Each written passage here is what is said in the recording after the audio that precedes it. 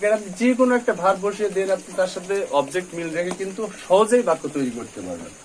দেন আপনি এখানে সাবজেক্ট উইও ব্যবহার করতে পারেন, ইউ ব্যবহার করতে পারেন। উই মানে আমরা, we will do the work, আমরা কাজটি করব। You will do the work, তুমি কাজটি করবে। They will do the work, তারা কাজটি করবে। He will do the work, সে কাজটি করবে। Then she will do the work, সে কাজটি করবে। Tanjib will do the work, Tanjib কাজটি করবে। দেন আপনি এমন ভাবে বলতে পারেন যে we will write a letter, আমরা একটা চিঠি লিখব। You will write a letter, তুমি একটি চিঠি লিখবে।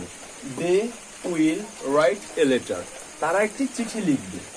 He will write a letter, সে একটি চিঠি লিখবে। Tanjib will write a letter, Tanjib একটি চিঠি লিখবে।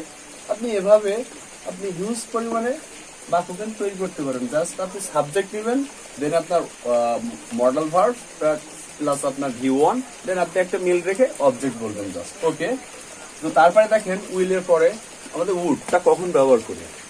আপনার এই কথাটা তো আমি ভবিষ্যতের কথা বললাম যে ভবিষ্যতে আমরা কোনো কাজ করব, সেক্ষেত্রে আমরা উইল ব্যবহার করব। কিন্তু আমরা যদি কোনো কাজ অতীতে করতাম, ওকে, অতীতে করতাম কিন্তু করিনি, আমার করা হয়নি, এটা অনিশ্চয়তা। এটা কি? অনিশ্চয়তা। করতাম, করতাম বা করতো, করতো, এর বাংলা অর্থ আছে করতাম বা করতো। আমরা অতীতকালে করতাম কিন্তু করিনি। দেখেন আমি কাজটি করতাম কিন্তু করা হয়নি আমার, তো আমি এভাবে বলতে পারি যে I would do the work, আমি কাজটি করতাম। তুমি কাজটি করতে, you would do the work, তুমি কাজটি করতে। তারা কাজটি করতো, they would do the work, তারা কাজটি করতো। ওকে, আপনি কিন্তু এভাবে বাক্য তৈরি করতে পারবেন। দেখেন আমি একটি চিঠি লিখতাম কিন্তু আমার লেখা হয়নি, I would write a letter, আমি একটি চিঠি লিখতাম। Then I would go to market, আমি বাজারে যেতাম কিন্তু আমার যাওয়া হয়নি, আমি বাজারে যেতাম। ওকে, আপনি কিন্তু এভাবে অতীতের কথাগুলো, যে কাজটা আপনি করতেন বাট আপনার করা হয়নি এমনটা বোঝাইতে আপনি কি ব্যবহার করতে পারেন? উড ব্যবহার করতে পারেন। ওকে, তো তারপর দেখেন ক্যান, এই ক্যানটা কিন্তু খুবই গুরুত্বপূর্ণ এবং খুবই ইম্পর্টেন্ট একটি মডেল ভার্ব। এই ক্যান মানে হচ্ছে পারা,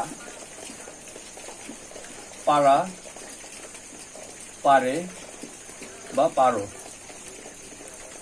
এই যে বাংলা অর্থগুলো নর্মালি কিন্তু আমরা বুঝতে পারি যে আমি, আরেকটা অর্থ দেয় সেটা হচ্ছে পারি। এই আমার ক্ষেত্রে আই ক্যান মানে আমি পারি, ইউ ক্যান মানে তুমি পারো, এই যে পারো। দে ক্যান মানে তারা পারে, ওকে, তারা পারে। এই যে বাংলা অর্থগুলো এটা কিন্তু আপনার সাবজেক্টের পরে ডিপেন্ড করবে, এটা বুঝতে হবে। তো দেখেন আমি কাজটি করতে পারি, I can do the work, আমি কাজটি করতে পারি। তুমি কাজটি করতে পারো বা আমরা কাজটি করতে পারি, we can do the work, আমরা কাজটি করতে পারি। তুমি কাজটি করতে পারো, you can do the work, তুমি কাজটি করতে পারো। তারা কাজটি করতে পারে, they can do the work, তারা কাজটি করতে পারে। ওকে, সে কাজটি করতে পারে,